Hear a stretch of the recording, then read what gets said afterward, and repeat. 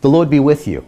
I'm Deacon Keith Fournier, and our first reading is from the first book of Maccabees. From these there grew a wicked offshoot, Antiochus Epiphanes, the son of King Antiochus. Once a hostage in Rome, he became king in the 107th year of the kingdom of the Greeks. It was then that there emerged from Israel a set of renegades who led many people astray. Come, they said, let us ally ourselves with the Gentiles surrounding us. For since we separated ourselves from them, many misfortunes have overtaken us.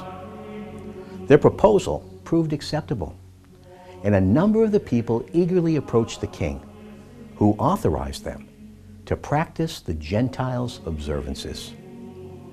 So they built a gymnasium in Jerusalem, such as the Gentiles have, disguised their circumcision, and abandoned the holy covenant, submitting to Gentile rule as willing slaves of impiety.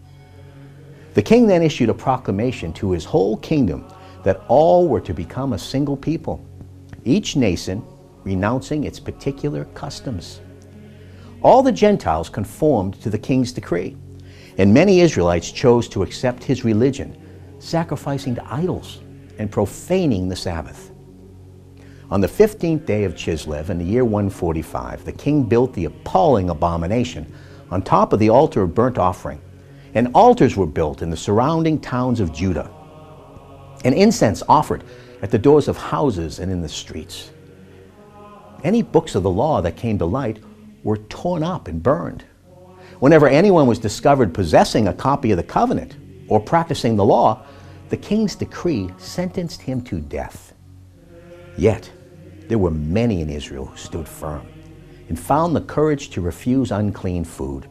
They chose death rather than contamination by such fare or profanation of the holy covenant, and they were executed. And our response is from Psalm 119. Fury grips me when I see the wicked who abandon your law. Though caught in the snares of the wicked, I do not forget your law. Rescue me from human oppression, and I will observe your precepts. My pursuers are coming closer to their wicked designs, and further from your law. Salvation is far from the wicked, for they do not seek your will. The sight of these renegades appalls me. They do not observe your promise.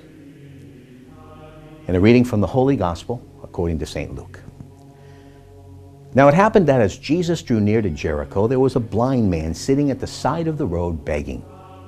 When he heard the crowd going past, he asked what it was all about. And they told him that Jesus the Nazarene was passing by.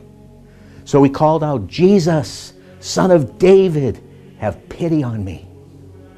The people in front scolded him and told him to keep quiet. But he only shouted all the louder, "Son of David, have pity on me." Jesus stopped and ordered them to bring the man to him. And when he came up, asked him, "What do you want me to do for you?" "Sir," he replied, "let me see again." Jesus said to him, "Receive your sight. Your faith has saved you." And instantly his sight returned, and he followed him, praising God. And all the people who saw it gave praise to God. The Gospel of the Lord.